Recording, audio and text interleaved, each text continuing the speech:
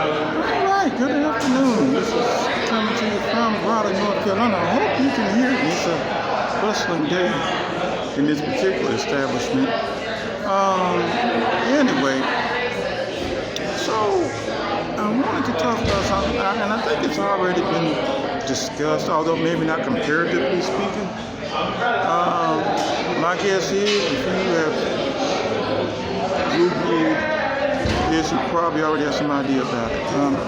So when I was younger, there was a show called WKRP in Cincinnati. They would always often address Cincinnati as Queen City. Now, I grew up in Charlotte, North Carolina, which is also known as Queen City. Now, that one's easy.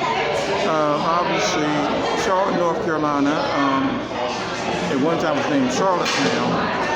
Named after, if you will, Queen Charlotte, wife of the Hanoverian King George III. Oh, my guess is this is probably going to come up. You can't help notice I'm black and Queen Charlotte came up. Let me answer that as best as I can. There is some research that may be suggesting that Queen Charlotte had some African ancestry. I think you have to be careful on that. I think you have to be careful. Don't just rush headlong into things like that. But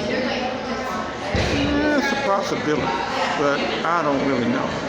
But anyway, so Charlotte, North Carolina, obviously named after Queen Charlotte.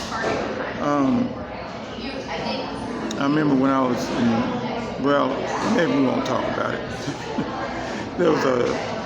Seemed like there was a joke that was coming across that was kind of explaining Cincinnati. But okay, so why is Cincinnati named the Queen City?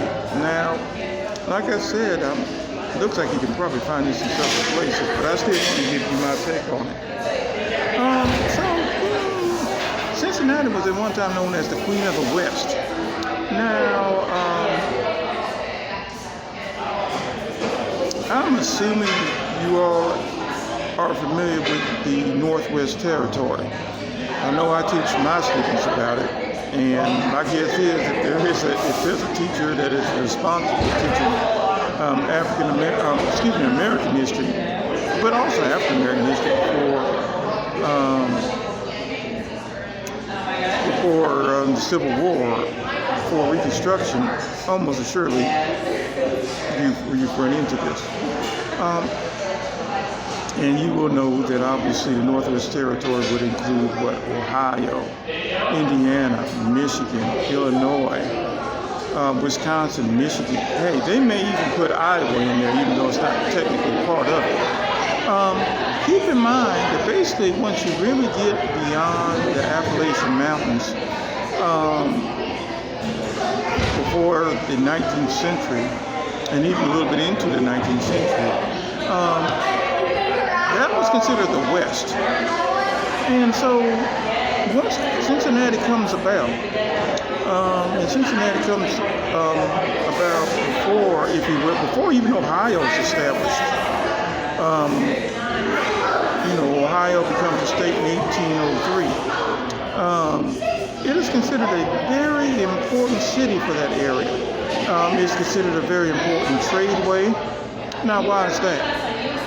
One of the reasons, the main reason why is because Cincinnati sits on the Ohio River. It's an important waterway. And so, as we're branching out, as people are living near cities, like Cincinnati, this becomes very important. Cincinnati is a very important gateway, if you will, to the West. So in this sense, it's really looking at the importance that Cincinnati would have in a pre-19th century, dare I say, pre-War of 1812. Let's say basically in the early Republic West. That's probably a good way to look at it. it's interesting because Seattle almost went into that boat, and they went toward the Emerald City instead of the Queen City.